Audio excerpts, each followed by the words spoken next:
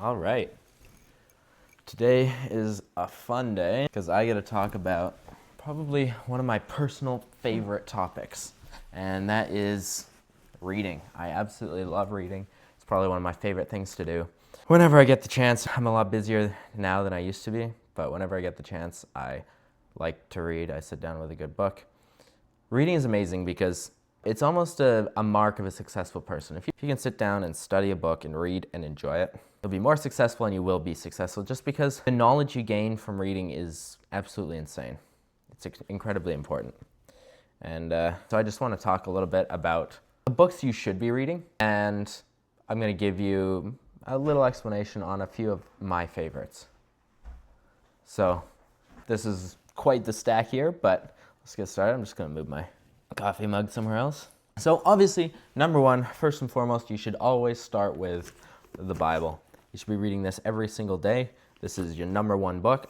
If you don't like reading, I don't care. You still got to read this one. This is going to teach you absolutely everything. In fact, if you read the Bible every day, you're never going to need a counselor. You can stand by that. People can say that's not true, whatever. My strong and firm belief is if you can read this every day, you're never going to need a counselor. You're never going to need depression therapy, etc., because this teaches you how to get through life. It's amazing.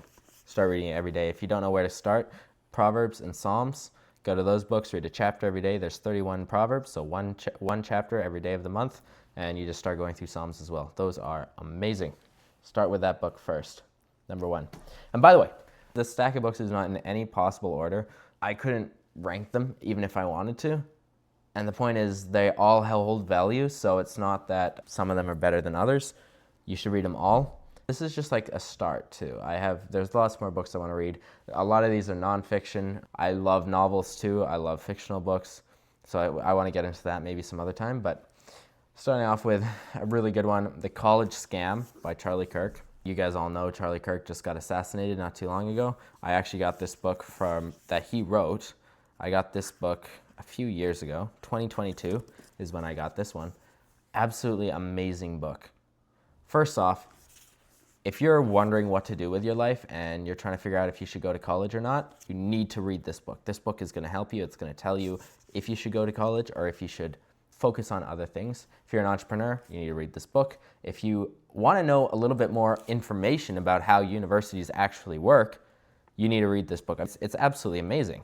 College indoctrinates students and represses speech, chapter 6. It's basically a 10-count. Let me get into the beginning of this book here. He wrote it in 2022. I got it in 2022. It is a 12-count case against college and university. And the thing is, even if you're pro-college or you're pro-university, this is still a book you should read. Because if you're pro-college and pro-university, you should absolutely be also for educating yourself on both sides of the issue. In our society nowadays, we only hear one side, which is you get out of high school, you go to university, or you go to college, you get a good job. That's what we hear. There's no other side touted. There's no other side spoken about. So simply get this book and learn about a different side, a different option. It's amazing, super informative, and it's extremely sad that he's now dead because he is an amazing author and an amazing speaker and teacher. So read that one. This is another one of my favorites. I'm not going to give you a whole lot of information about this book. I think you just need to get it. It's called Reasons to Vote for Democrats by Michael J. Knowles. Great author. Really digs deep into this. It's got a few reviews from people. Yeah, a great book for reading enjoyment. That was from President Donald Trump. Michael Knowles perfectly documents what's inside the minds of Democrats, a real page-turner by Michael Malkin, the New York Times bestselling author of Sold Out. Multiple great reviews I'm going to go into here. It talks about economics, civil rights, education, homeland security, energy, jobs, crime, immigration, etc. And just gives like a fully fleshed out reason with each of those sectors on why you need to vote for Democrats, essentially. Comprehensive guide. Definitely get it. It's very inexpensive for what it is, and probably one of the most insightful books I've ever read. Great book. This is one of my favorites. Peter D. Schiff, How an Economy Grows. So you could read Thomas Sowell's Basic Economics. Basic Economics. It's a decent read. It'll keep you busy for a few days or months, and it's intense. But this one is actually fun, and I've never really understand how economies work. I read this book. It explains it in such an easy way, such an understandable way, and you can actually just enjoy the book. I enjoyed reading this book. It's fun, it's a story, it almost seems like a novel, but it actually explains things like why governments can spend without ever seeming to run out of money, whether spending or saving is the best cure for a bad economy, why some countries are rich while other countries are poor, where inflation comes from, what inflation actually is, why it's so hard, and also why it's so hard to catch a fish with your bare hands. So check this one out. It's just a great book, and you're going to come away from this book understanding your finances better and understanding how the government works better. So just generally awesome, and it has all these great illustrations, makes it even more fun to read. So that's a good book, very good book. A friend of mine actually gave me this book. He had like a few copies, and I guess he's also a bit of a book nerd, so he enjoyed buying multiple copies of a book that he likes and then just giving them to people to try and force them to read, which is honestly a great idea. I should do that more. Except unfortunately, I don't trust that people actually read books. So yeah, you need to be reading more books, guys. It's very important. You want to be successful, you want to make a lot of money, read books. I think that's that wealthy guy, really wealthy guy, like billionaire guy. Anyway, one of them. Can't believe I forget his name. But one of the really famous guys, you guys would all know the name. He says, he reads a book. He reads every single day, and it's one of the biggest factors that is involved with his success. Now, this is another great book, very controversial author, Jordan B. Peterson, but I personally love this book. This is 12 Rules for Life. I haven't read his second one. He has a second one out now. And the thing about Jordan Peterson, I really like him. Lately, he seems to be a little bit more confused in what he's saying, and I think that's simply because he's not a Christian. And he knows that Christianity is the truth, but he refuses to accept it because it's too simple for him. And he's a philosopher, and he always wants a complicated answer for everything, which is too bad. But this book is just it's going to tell you how to get through. It explains how to get through life. And if you're a non-Christian, by the way, and you're not reading the Bible, this is even more important because this is going to, a non-Christian, teach you how to get through life. Obviously, you should be reading the Bible, even if you're a non-Christian. It's just different rules. And I think the history behind this book is he posted a lot of content on Quora, and he would post these rules that he came up with on Quora with like a little explanation, and they got extremely popular. Millions of people were viewing these like factoids that he was putting out, or his personal opinions on things. And so he decided to write a book with all of them included, right? And yeah, it's an antidote to chaos is the subtitle. You'll enjoy it. I won't really get into much of it, but it's a great book. Very good. Another one that I absolutely love is The 48 Laws of Power. Again, pretty controversial book. Thing is, I think people look at this book. It's by Robert Greene, amazing author. They look at this book, and there's a couple of viewpoints people get from this. It's either too popular. This is like too many people read this book. It's like the pop psychology book almost at this point. And I can understand why you'd be a little turned off because of that. And I think the other thing is it's very seductive almost in the way he words his chapters, like the idea, the 48 laws of power, right? It's all of his chapters are hooks, right? Things like never outshine the master, never put too much trust in friends, learn how to use your enemies, conceal your intentions, crush your enemy totally. I mean, all of the chapters, they sound visceral and and it makes people think, okay, this is just a book teaching you how to manipulate people. And it does do that to an extent. I think it does teach a lot about manipulation, but to be honest, I think it teaches more how to avoid being manipulated, and how to notice where manipulation is coming from. And I think it also teaches how to just act around people, how to create avatar for yourself, because we take so much time with how we dress. We try to dress carefully. We take time with changing how we around certain people, etc. And it's like, well, if we're doing it anyway, we should at least learn how to do it properly so people are comfortable around us and they're going to enjoy our presence. And I think that's very important. I think knowing how to make people comfortable. I think knowing how to react in certain situations is extremely important. And the thing about this book is it's not just someone's thoughts. The incredible part about this book is each law, right, never outshine the master, each law, it starts out with a transgression of the law. So when in history someone didn't follow this rule, right, and it cost them terribly. And then it talks about an observance of the law, right? So lots of examples like Chinese dynasties from the French rulers and kings from all over the place. Egyptian rulers, Cleopatra. I mean, it goes into a lot of history, which I really love. I love history. So it talks then about an observance of the law, someone who actually followed the rule. Then it talks about the keys to how to understand how the law works. All of these laws are applicable at all times. And so I highly recommend this book. It basically proves itself in the book, which I love. And I think you're going to really enjoy it. I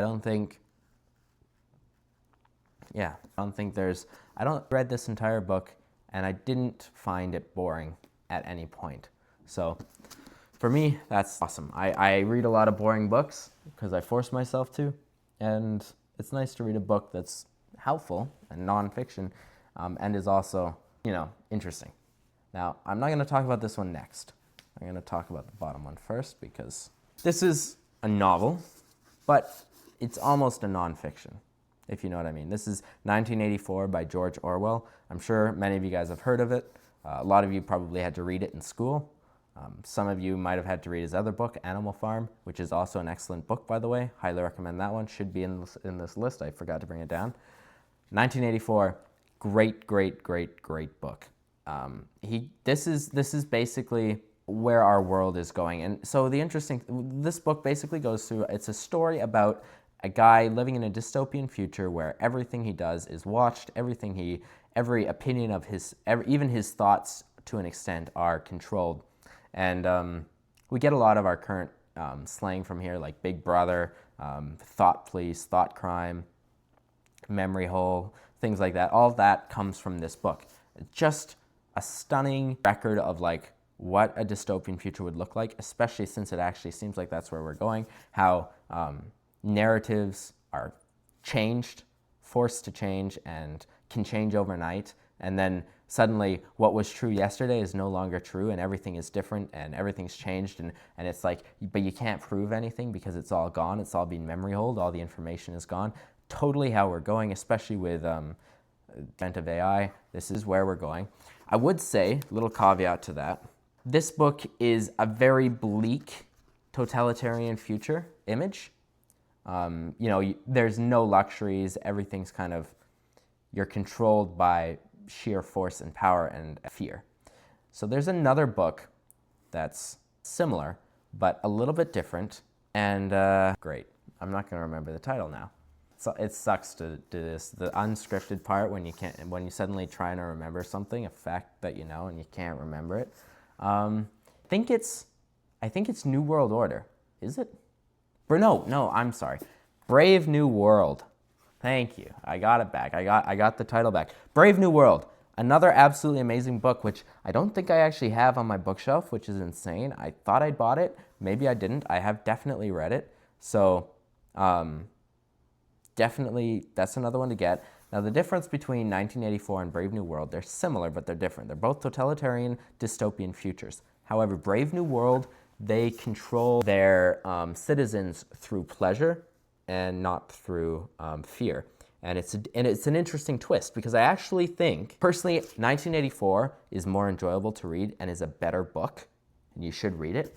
But I actually think Brave New World is more accurate, and that is the citizens are controlled through sex, through drugs, sex and drugs essentially, and food.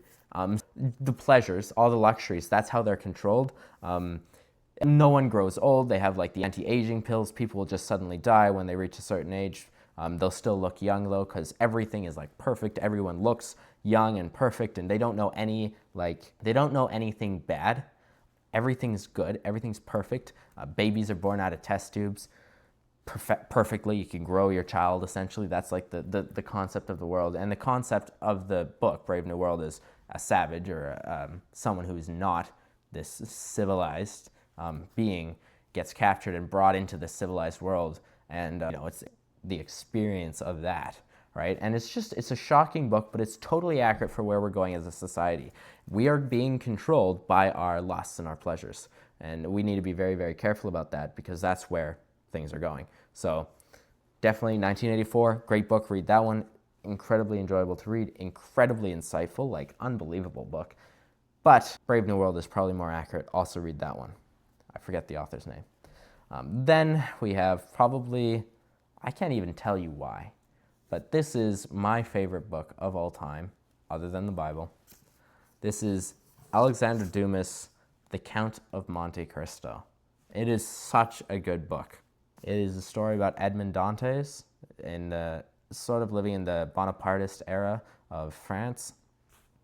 It's this young guy. He gets thrown into jail wrongfully for a crime he didn't commit, framed. He gets out of jail. His fiancée has now married the guy who threw him into jail, which is the reason why. And he basically, while in jail, he finds out about this treasure. I'm not going to spoil the book for you, but he becomes extremely, extremely wealthy. And everything I just told you is probably in the first, that's somewhere there. Not very far into the book. Basically becomes extremely wealthy and then spends the rest of his life studying different things, like different arts, studying different weapons, warfare, different things, basically becoming an absolute Chad, okay? And then tries and gets revenge on the guys who put him in prison. It's a revenge story, but it's incredibly good. I can't even tell you, I read the non-abridged version, the unabridged version, I read the abridged version probably 10 times. And then I was like, okay, well, I need to get the unabridged version. So I did. This is the unabridged version. I read this like times. Every time I open this book, you can see it's pretty well loved. Every time I open this book, anywhere I start, I can get into it right away. I mean, the characters are so vibrant. The story is so amazing. I like revenge stories. I like stories about wealthy people. It's always great, and it's just really well done, and it also gives you it's a decently good book for like learning a bit about history, because it explains a lot about like French history, the Napoleon history during that era. So highly recommend this book. Really love it. Get it, read it, you'll enjoy it. Again, all that to say, number one, if you're not into reading the Bible, and if you are into reading the Bible, read it every day. Read it more than you read anything else. That should be your number one goal.